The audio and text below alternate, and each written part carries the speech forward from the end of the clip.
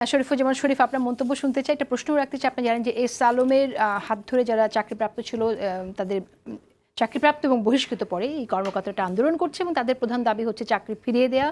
তাদের প্ল্যাকার্ডের একটি প্ল্যাকার্ড আমি বলতে পারি, peon guard can officer, Islami bank কর্তৃপক্ষ জবাব চাই।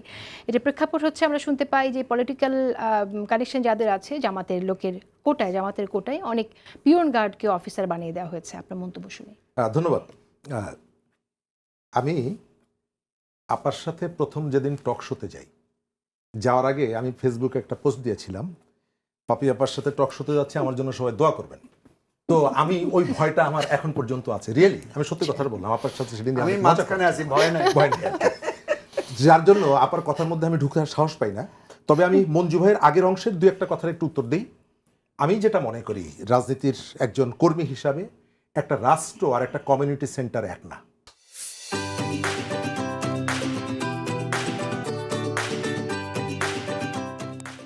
একটা রাষ্ট্র এবং একটা কমিউনিটি সেন্টার এক না।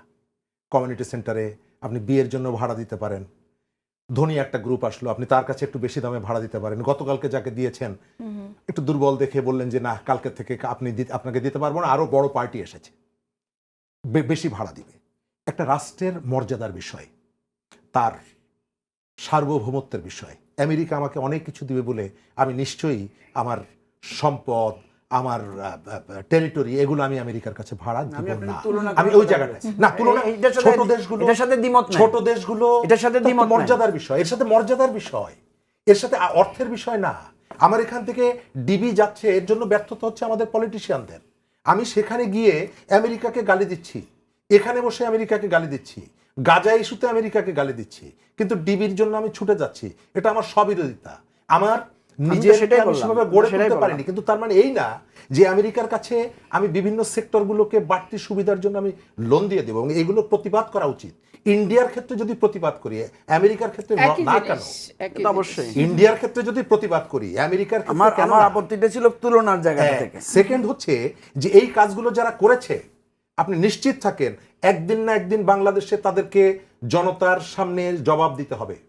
তারা যে সর্বনাশটা বাংলাদেশের করেছে, এবং এটার জন্য তাদের বিচার হবে, আজ হোক কাল হোক।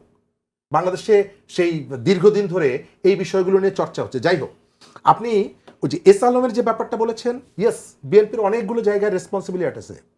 বিএনপি তার যথাযথ দায়িত্ব পালন করতে পারছে না অনেকগুলো জায়গায়। এই যে জ্বালানি ইস্যুতে আমরা গতকালকে পর্যন্ত শুনলাম যে এপ্রিল পর্যন্ত আমার জ্বালানি মজুদ আছে, সংকট নাই। তাহলে কেন আপনি এখানে দামটা বাড়িয়েছেন? আগামীকালকে একটু আগে সিদ্ধান্ত এসেছে, বাস ভাড়া কত বাড়বে জানেন? 65%। লঞ্চের ভাড়া 1.5 গুণ বাড়বে। আবার সে ভালো কাজ করছে, যে কালকের থেকে 1.5 কোটি শিশুকে হামের টিকা দেওয়ার জন্য সমস্ত প্রস্তুতি, এটা অ্যাপ্রিসিয়েট করি। কিন্তু এই যে অব্যবস্থাপনা, এই অব্যবস্থাপনা আপনি এটার জন্য দায়ী। আপনি ট্যাগ অফিসার নিয়োগ করেছিলেন প্রত্যেকটা স্টেশনে, কই তারা কি দায়িত্বটা পালন করলে এই সময়কালে? এবং এটি এমনই একটা সেক্টর যার সাথে আপনার প্রত্যেকটি জায়গা, আপনার ডেভেলপমেন্ট বলেন, আপনার ইনভেস্টমেন্ট বলেন, আপনার দারিদ্রতা বলেন, প্রত্যেকটা জায়গায় জড়িত। এবং এই ইরান যুদ্ধের কারণে গত 3 দিন আগে একটা রিপোর্ট বেরিয়েছে, ওয়ার্ল্ড ব্যাংকের একটা অ্যাসেসমেন্ট, 12 লক্ষ মানুষ দারিদ্র সীমার নিচে নেমে যাবে। আর এই যে জ্বালানির দাম বাড়িয়েছেন, এর ইম্প্যাক্ট আরো হবে। সুতরাং এই জায়গাটার সমন্বয় দরকার সরকারের সাথে। এস আলম ব্যাংকের যে ব্যাপারটা বলেছেন, এটা খুব ইন্টারেস্টিং। এই যে চাকরিচ্যুত হয়েছে, বেশ কিছু মানুষকে চাকরিচ্যুত করা হয়েছে। কাদের হাতে ব্যাংকটা ছিল এতদিন? 5 আগস্টের পরে জামাতের আমির বলেছিলেন মায়ের কোলে ফিরে এসেছে। কে মা আমি জানি না, মা কে আমি জানি না। এখন বলা হচ্ছে যে নতুন আইন করে ডাকাতের হাতে, ইয়েস, আমরা এটা বিরোধিতা করি। নতুন ব্যাংক, যে কোনো আর্থিক প্রতিষ্ঠান আপনি এস আলমের মতন লুটেরার হাতে যেমনি দিতে পারেন না, আবার কোনো আর্থিক প্রতিষ্ঠান কোনো পলিটিক্যাল পার্টিকে ব্যবহার করার সুযোগও আপনি দিতে পারেন না। কিন্তু এই ব্যাংকটি তার দক্ষতা দিয়ে, তার সততা দিয়ে যেমনিভাবে মানুষের কাছে গেছে, আবার এই ব্যাংকটিকে রাজনৈতিক কাজে ব্যবহৃত হতে হয়নি, ব্যবহার করা হয়নি। ইসলামী ব্যাংক বাংলাদেশে সব থেকে বেশি রাজনৈতিক কাজে ব্যবহৃত হচ্ছে। আপনি প্রতিদিন খবর নিয়ে দেখেন, চাকরিচ্যুত যারা হলো মায়ের কাছে ফিরে আসার পর, আপনাকে জাস্ট একটা তথ্য দেই, এই যারা চাকরিচ্যুত হয়েছে আমরা জানি যে কারা চাকরিচ্যুত করেছে। জামাত নিয়ন্ত্রণ নেওয়ার পরে চাকরিচ্যুত হয়েছে, রাইট?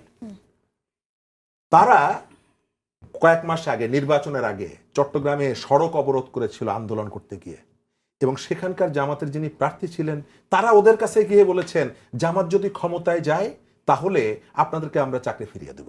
অর্থাৎ এখান থেকে আপনি চাকরিচ্যুত করছেন।